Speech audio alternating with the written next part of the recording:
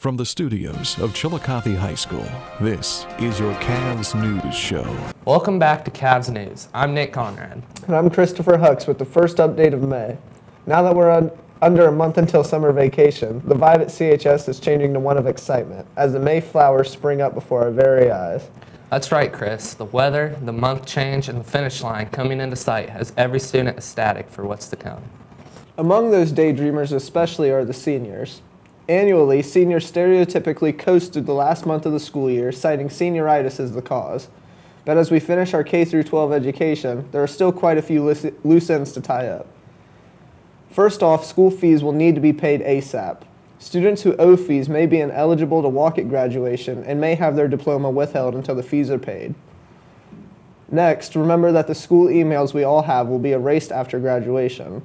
Any files you wish to keep will need to be moved from your Google Drive or they will be deleted and lost forever. The guidance office is requesting any senior who receives scholarship offers, accepted or not, turn in a form listing the scholarship so your achievements may be recognized at the Academic Awards Assembly. Don't let your success go unnoticed. The remaining schedule for CCSD has been a little murky due to the numerous snow days we closed at 4 over the winter. To clear up any confusion, seniors' last day will be Wednesday, May 20th, and graduation will take place Sunday, May 31st. Exams will be given Thursday, May 28th, and Friday, May 29th. Any remaining exams will be taken on Monday, June 1st, which will also serve as the students' last day. Now while you take all those dates down, let's head over to Culture Shock with this week's exciting installment. How's it going, guys? This is Logan McCord with your Culture Shock Report. Still your local insight on movies, music, and popular trends. How was prom, guys?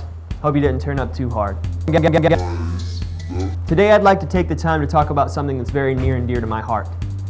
Who watching knows someone that smokes? Yeah, just about everybody. But I'm glad to say that cigarette smoking is on its way out.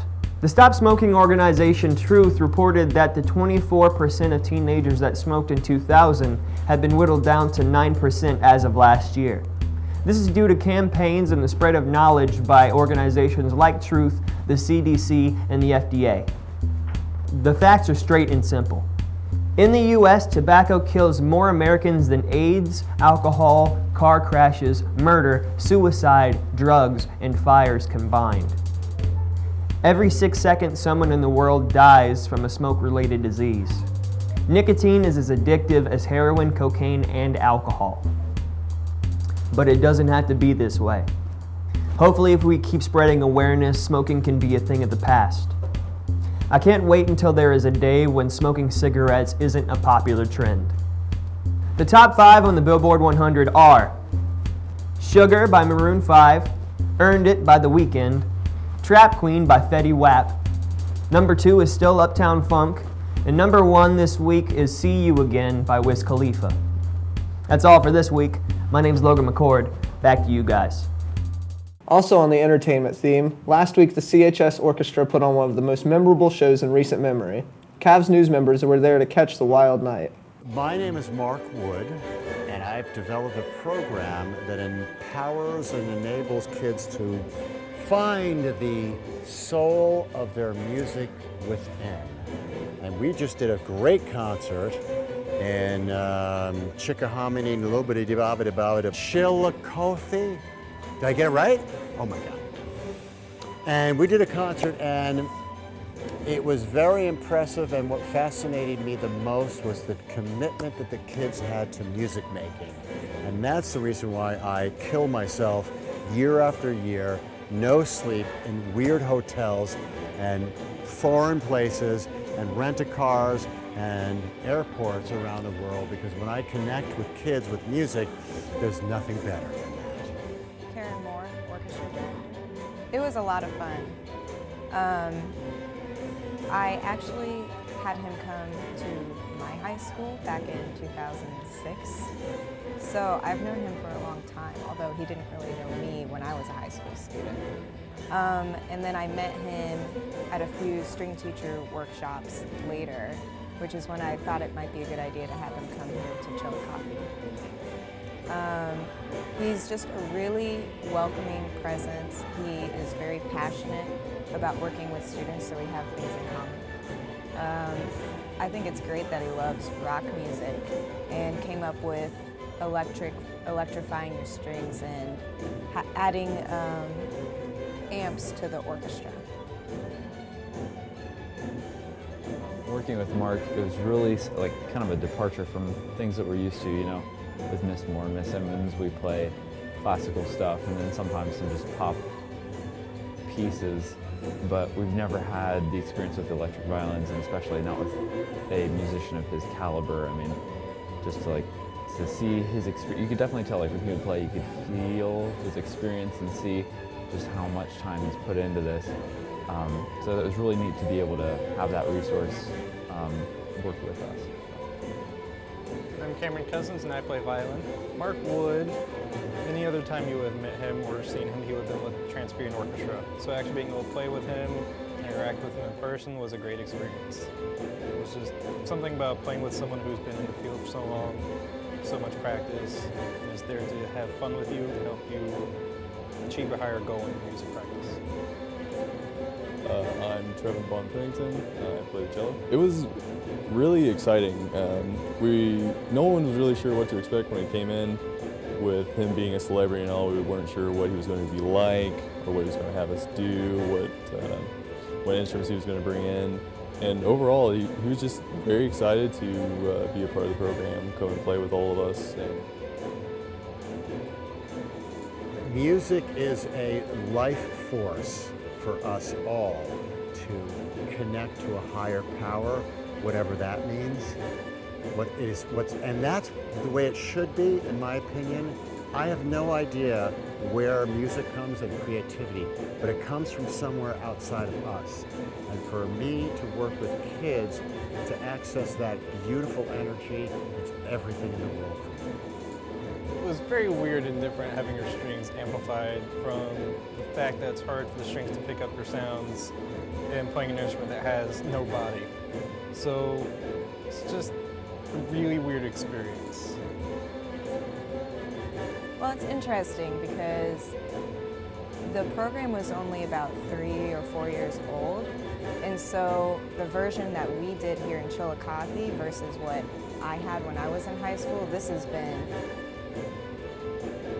so much better. When I was in high school, he didn't really have the same music. He did have Eleanor Rigby, so I'd actually played that when I was in high school. But the other songs are all new.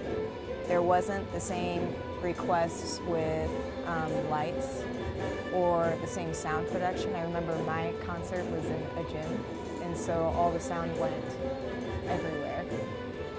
So it's been cool to see the higher quality and the growth of his program and how much better it is now than then. I obviously enjoyed it, or I wouldn't have had him come here in the first place, but I feel like we really hit it out of the park.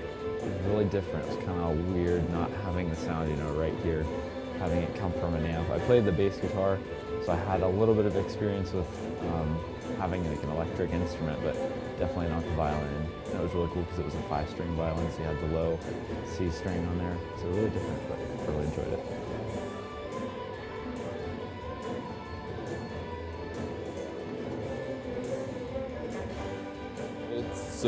My section works really hard. I think they all try pretty hard to achieve what I expect from them and what the rest of us expect from them. All the sections work really hard.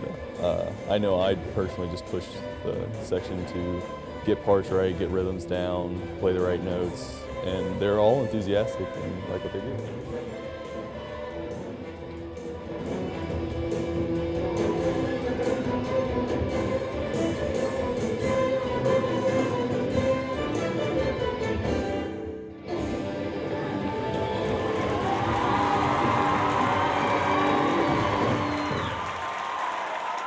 So, Nick, what's the hardest part about playing baseball?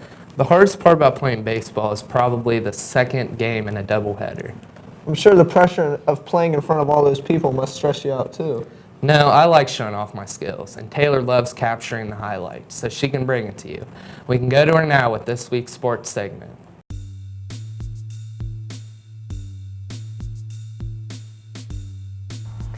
Thanks, guys. I'm Taylor Boggs at this week's CAVS News Sports Update.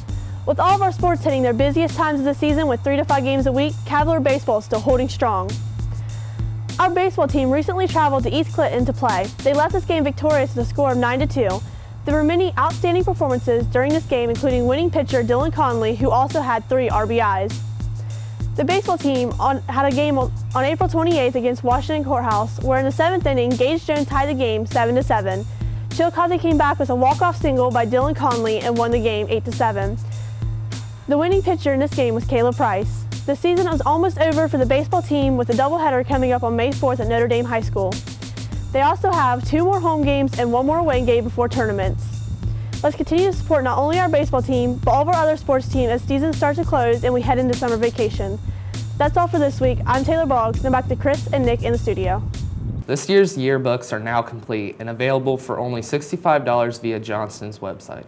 If you have any questions about purchasing a yearbook, be sure to speak to Miss Blanton. AP tests are coming soon, and if you haven't filled out your AP packet and response documents, you'll need to go to the guidance office and get things straightened out. AP test season is the first 2 weeks of May, so if you have any doubts, play it safe and speak with your guidance counselor. That's all we have for this week. Once again, I'm Christopher Hucks. And I'm Nick Conrad. Have a wonderful week, Chillicothe.